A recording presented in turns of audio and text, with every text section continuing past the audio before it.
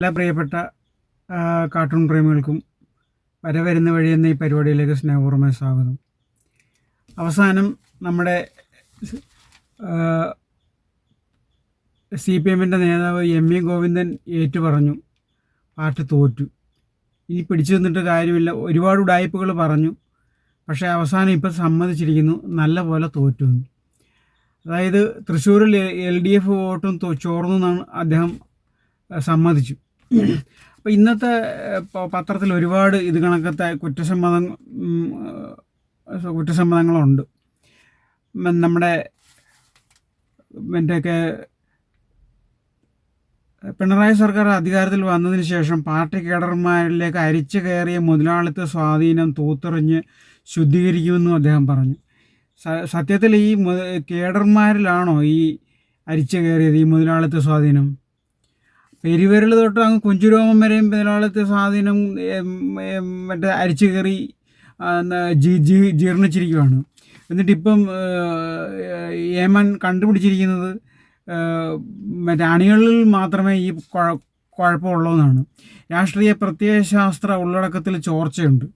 ഇതെല്ലാം ആളുകളും മറ്റേ നിരീക്ഷകരും സാധാരണ അറിയുന്ന ആൾക്കാരും ഒക്കെ പറയുന്നുണ്ട് ഇതെല്ലാം നടക്കുന്നുണ്ടെന്ന്. പക്ഷേ ഇവരാരും ഇതൊന്നും കണ്ടില്ല. പക്ഷേ ഇന്നത്തെ തന്നെ പത്രത്തിലെ മറ്റൊരു ഈ വാർത്തയുടെ തൊട്ടടുത്ത് തന്നെ വന്നിരിക്കുന്ന മറ്റൊരു വാർത്തയാണ്, കരുവന്നൂരിൽ നടന്ന സഹകരണ മേഖലയിലെ ഏറ്റവും വലിയ ബാങ്കുകളെന്ന് ED പിടിച്ചെടുത്ത രേഖകൾ ക്രൈംബ്രാഞ്ചിന് വിട്ടു നൽകാനാവില്ലെന്നും ED ഹൈക്കോടതി. സത്യം പറഞ്ഞാൽ തൃശ്ശൂരെ തോൽവിക്ക് ഏറ്റവും മുഖ്യമായ കാരണം ഈ കരുവന്നൂർ സഹകരണ ബാങ്കിലെ കൊള്ളയാണ്. ഈ കൊള്ളയ്ക്കെതിരെ ഈ സുരേഷ് ഗോപിക്ക് എതിരായി മത്സരിച്ച സുരേഷ് കുമാർ ഒരു വാക്ക് പറയുമോ, അല്ലെങ്കിൽ ഈ പാവപ്പെട്ട പണം നഷ്ടപ്പെട്ട ആൾക്കാർക്ക് സഹായമായ രീതിയിൽ എന്തെങ്കിലും പെരുമാറുകയോ ചെയ്തിട്ടുണ്ടോ? ഇടത് മുന്നണി ചെയ്തിട്ടുണ്ടോ? സുരേഷ് ഗോപി അതിനെതിരെ ഒരു പ്രകടനം അല്ലെങ്കിൽ ഒരു ജാഥയൊക്കെ നടത്തിയപ്പോൾ അതിനെ കളിയാക്കാനും അതിനെ ഒറ്റപ്പെടുത്താനും അതിനകത്ത് ട്രോളാനുമാണ് ഇവർ മുൻപന്തിയിൽ നിന്നത്. ഒരു ഈ കരുവന്നൂരിൽ മാത്രമല്ല, CPM ഭരിക്കുന്ന പല സഹകരണ ബാങ്കുകളിൽ ഇത് കണക്കത്ത് കൊള്ള നടന്നു. ആ കൊള്ളയിലൊന്നും ഈ കൊള്ള നടന്ന ആളുകളെ സംരക്ഷിക്കാനല്ലാതെ പാവങ്ങളായ നിക്ഷേപകരുടെ കൂടെ ഇവരാരും നിന്നില്ല. അത് ഒരു ഇരയുടെ കൂടെ ഇവർ നിന്നിട്ടില്ല. എല്ലാം ഇവർ സ്വയം ന്യായീകരിച്ച് വാദിയെ പ്രതിയാക്കുന്ന കാര്യങ്ങളും നടത്തിക്കൊണ്ട് മുന്നോട്ട് പോവുമായിരുന്നു. അപ്പോൾ ഇവർ ഇപ്പോൾ പറഞ്ഞിരിക്കുന്നത് തോൽവി 16-ന് വിലയിരുത്തുമെന്നാണ് സീതാറാം യെച്ചൂരി പറഞ്ഞിരിക്കുന്നത്. പിന്നെ ദാക്ഷിണ്യമില്ലാത്ത തിരുത്തൽ വേണമെന്ന് കാരാട്ട്. ഇതിൻ്റെ എല്ലാം ഹെഡിങ് കേട്ട് കഴിഞ്ഞാൽ നമ്മൾ തോന്നി ഏതാണ്ട് മലമറിക്കാൻ പോകണമെന്ന്, ഇപ്പം മൂക്കിക്കയറ്റി വെടിവയ്ക്കാൻ പോകണമെന്ന് തോന്നുന്നു. പക്ഷേ ഒന്നും നടക്കത്തില്ല. യഥാർത്ഥത്തിലുള്ള കാരണങ്ങൾ ഇവരാരും കണ്ടെത്തത്തില്ല. അത് മറച്ചു വെച്ചിട്ടാണ് ഈ നിസ്സാരമായ കാരണങ്ങൾ. കൂട്ടത്തോൽവി, ഭരണത്തിലേക്ക് വിരൽ ചൂണ്ടി CPM-ഉം CPI-യും അതൊക്കെ ഈ ചെറുകിട ഇവരുടെ യൂണിറ്റുകൾ അതൊക്കെ നടക്കും. പക്ഷേ മേളിലോട്ടൊന്നും പോകത്തില്ല. മേളിലോട്ട് പറയാനായിട്ട് ഇവർക്ക് നാവ് പൊങ്ങത്തുമില്ല. അഥവാ പൊങ്ങിയാൽ അവനെ അടിച്ചിരുത്തുകയും ചെയ്യും അവിടെ. അപ്പം ഇതാണ് BJP വളർച്ചയെ കുറച്ച് കാണരുന്ന CPM മുഖപത്രം. അതായത് നമ്മുടെ ദേശാഭിമാനിയല്ല, ഡൽഹിയിലെ CPM-ൻ്റെ മുഖപത്രം, പീപ്പിൾസ് ഡെമോക്രസി എന്ന് പറഞ്ഞ പത്രം, ഇംഗ്ലീഷ് പത്രം. അപ്പോൾ ഇവർ ഇലക്ഷൻ തോൽവി ഭരിച്ചുകൊണ്ട് പോവുകയാണ്. നമ്മുടെ ഗോവിന്ദൻ മാഷ് ഉൾപ്പെടെ ഇലക്ഷൻ തോൽവി പഠിക്കാൻ പോവുകയാണ്. വലിയ മൈക്രോസ്കോപ്പ് വെച്ച് ഇലക്ഷൻ തോൽവി പഠിക്കാൻ പോവുക. പക്ഷേ അവർ കാണുന്നത് BJP-യുടെ വോട്ട് മാത്രമേ ഉള്ളൂ. സത്യം പറഞ്ഞാൽ ഇതിന് നമ്മൾ ഈ കാർട്ടൂൺ വരച്ചിരിക്കുന്നത് അതിൻ്റെ ഒരു ഇതാണ്.